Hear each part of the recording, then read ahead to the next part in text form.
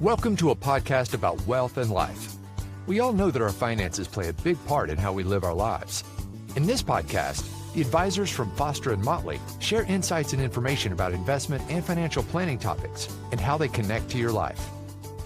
Saving for college can feel like it begins the moment you find out a new addition to the family is on the way. And while a lot has been said about 529 plans that allow you to invest for future educational expenses, some things have changed, and mostly for the better.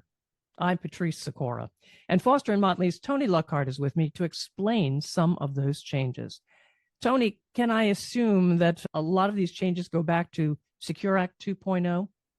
Patrice, indeed they do. And this topic is near and dear to my heart. I've got twin girls that are just graduated from high school, and we're less than a month away from them starting college. So, oh my gosh, 529s and all that stuff is perfect timing to have these conversations for me, and near and dear. So, yeah, I mean, up to this point, saving for college and 529 accounts, the calculus has been a little tricky. You wanted to make sure that you save enough, but then you don't want to make sure that you have too much in those accounts and have money left over. And thanks to Secure Act 2.0, the math got a little easier. So we'll talk a bit about that. Now, our own Nick Roth did a podcast on 529 accounts, and we'll can add a link in the show notes, I'm sure. Just a quick recap. You know, what is a 529 plan, right? First off, 529 accounts get funded with after-tax money. So you've already paid income taxes on it. You take it out of your pocket. You put it into your 529 plan. You don't get a federal tax deduction for the money that you put in. There are 35 states that allow a state income tax deduction, Ohio being one of those. In Ohio, you get to deduct up to $4,000 per year per beneficiary. So if you get two kids, you put $4,000 in for kid A, $4,000 in for kid B, and you get to deduct $8,000 on your Ohio income tax return. All right. Makes sense so far? So far. All right. So the money that you put in the 529 account grows tax deferred. And assuming that you take the money out for college, all that money comes out completely tax-free. So, for example, let's say newborn baby, you open a 529 account, you start putting $200 per month, and you do that each month for 18 years, and you get a 6% rate of return. Well, yeah, you put like $200 a month isn't chicken scratch, but something that's somewhat doable. So you put like a total of close to $43,000 into that thing. On that $43,000, based upon that calculus, that thing's earned an additional $35,000 of growth. So you got an account that's now worth $78,000. Hey, that's almost 1 doubles. year of college. Yeah, that's 1 year. Depends on the college. Depends on the college. True. But that certainly could. The price tag could be 1 year for sure on some colleges. That's a great rate of return, though. I mean, 35,000 on 43,000. Yeah, you got it. It basically almost doubles it up. All right. So continue here. You're on a roll. All right.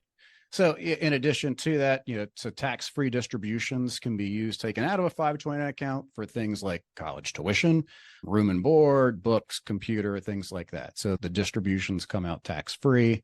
Also, a couple years ago, the rules changed. You can now take out $10,000 per year for K through 12 education expenses. So another way to get money out of a 529 account if you wanted to. So that's kind of the basics of a 529 account, right? You got a 529 account. We know what that is. So what is so special about these 529 to Roth conversions? Well, the tricky part of 529 accounts is, we talked about this before, the calculus. What happens if you've been saving for all these years and your kid decides not to go to college, or they don't end up not using all of the money? Well, under our current options, we have a couple, right? We've got, and this is current before Secure Act 2.0, you can take a non-qualified distribution, which means that for the money that you take out, you have to pay income taxes and on the earnings plus a 10% penalty.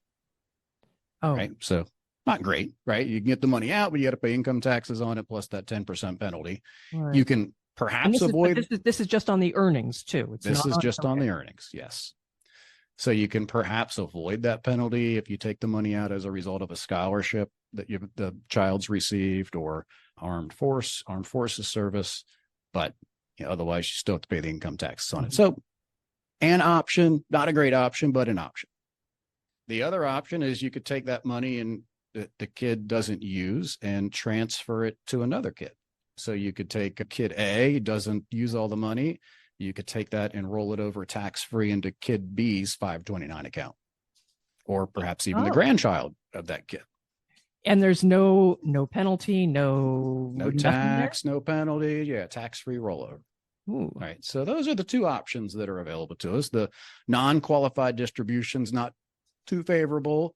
Option B does provide some flexibility, but still limited. What happens if neither kid goes to college, or they still end up not using it all? That's still, there could be money left over. Can you branch out? Does it have to be your kid? Can it be your grandchild? Can it be somebody else's kid?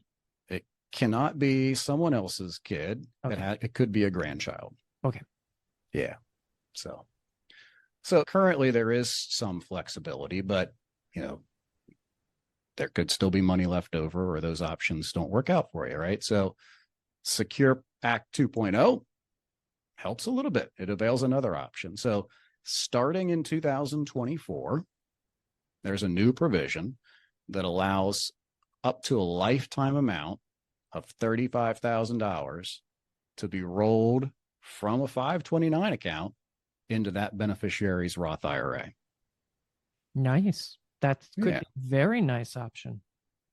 Yeah. So we can get into the details, but what that means. But what that really means is you've got money left over in a 529 account that can only be used for college. You now have an option to get the money into up to $35,000 into a Roth IRA account that can be growing tax-free for that child's retirement instead of college. So there's a lot more flexibility having that money. Tony, I do have a question, and I honestly, this is coming out of left field, so I don't know if you can answer it. But if your child decides to take a year off before going to college, can you put that account like on hold for them? Yeah, there's no timeline on that money. You could actually switch the beneficiary from the child to yourself, and you could take college classes in retirement for yourself. So, you've got a few options from that perspective. Okay. Oh, very good. I will continue with the Roth IRA. I think that's a great idea. Yeah. So there are some details to be aware of. The first one being that the 529 account has to be open for more than 15 years, right? So if you've set the account up when the child's relatively young, that's not going to be a big deal. If you started saving 5 years from when they started college, you probably need to wait a little bit out and wait it out a little bit before you look at this option. Okay. So that's the first thing, the 15-year requirement. The second requirement is the rollovers are still subject to, number one, earned income requirements, number two, contribution limits, and number three, income limits. So we'll unpack each one of those here. So the income limits is the easiest one to think about. So, most income limits, that's going to be the easiest one for most youngsters to avoid for 2023. Again, this doesn't come into effect until 2024, but based upon 2023 numbers, you can contribute to a Roth account as long as a single person you don't make more than $138,000 or $218,000 as a married person. So most kids coming out of the college with a first job aren't going to have to worry about those income limits very, very often. It'd be a good problem to have if they do. Yeah. So that's one, income limit.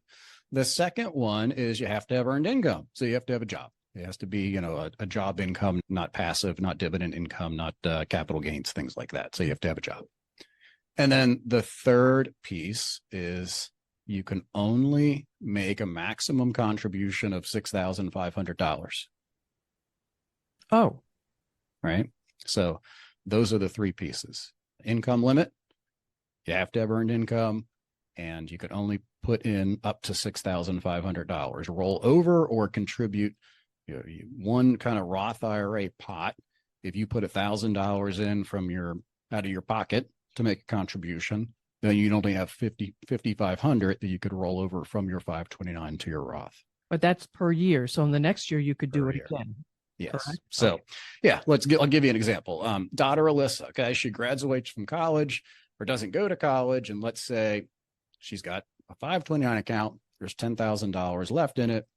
We set it up a long time ago, so it meets the 15-year requirement. So we cleared that hurdle. She has a job, so that we get the income. She's making $35,000 a year. So starting in 2024, she could take $6,500 out of her 529 account and roll it over into her Roth IRA. Mm-hmm. Right? She could do that in year one. The second year, she could roll over, additional $4,500, which would completely deplete her 529 account. Mm-hmm. So she could do that again and again, year after year, as long as she adheres to that $35,000 lifetime limit. So these are really getting very flexible. Yeah, that's the point. I mean, I think the main kind of takeaway of all this is that the calculus is really complicated when you're thinking about, okay, how much do I put in these 529 accounts? I don't want to put in too much. I don't want money stuck in there that's, can only be used for college, or I have to pay some penalties and taxes to get it out. It gives people an additional option to get money out. It minimizes the risk of overfunding. And I think it's, an extra kind of motivation to say, okay, well, I don't want to overfund and I'm scared of that whole thing. Like, right. Okay, I got another option to get money out that may motivate people to actually open a 529 account, for your child or grandchild. So I think that's one of the main motivations, is to minimize some of that uncertainty. So I think the other thing is, if you've got money sitting around in a 529 account that, you're not needing for education, starting in 2024, you got another option that's available to you. I'd recommend you have a conversation with your financial advisor or a trained professional about, what options you have with that 529 plan. All right. Now, Tony, I'm assuming you did have plans for your girls? I'm a guy that leaves very little to chance, Patrice. So, and where are they? I'll leave it at that. Where are they going? Alexa is going to the University of Kentucky. We're Kentucky folks, and she's an engineering student. And Alyssa is going to Eastern Kentucky University, and she plans to be a teacher who's going to be working with special needs kids. So, fantastic on both counts. You should be proud of both of them. Yes, I am. Yes, indeed. All right. I think we've wrapped everything up here. And then any final thoughts you would have for parents who are waving goodbye to their kids? Yeah. If you have questions, engage. Happy to chat about those with you. You can find us at our website, fosterandmotley.com, or give us a ring at 1-800-532-2962. And there are many ways to learn, and the podcast that you've just listened to is one of them. Follow and share these insights and let us know what you think. Thanks for being with us. Thank you for listening to Foster and Motley, a podcast about wealth and life. Click the subscribe button below to be notified when new episodes become available. The information discussed and posted represents the views and opinions of the guest and does not necessarily represent the views or opinions of Foster and Motley. The content has been made available for informational and educational purposes only. The content is not intended to be a substitute for professional financial advice. Keep in mind that rules and regulations are subject to change. Always seek the advice of your financial advisor or other qualified financial service provider with any questions regarding your financial planning and investments. Foster and Motley is not affiliated with any third-party providers. Any mention of a third-party provider does not imply an endorsement of that provider. If you decide to utilize a third-party provider, you do so at your own risk.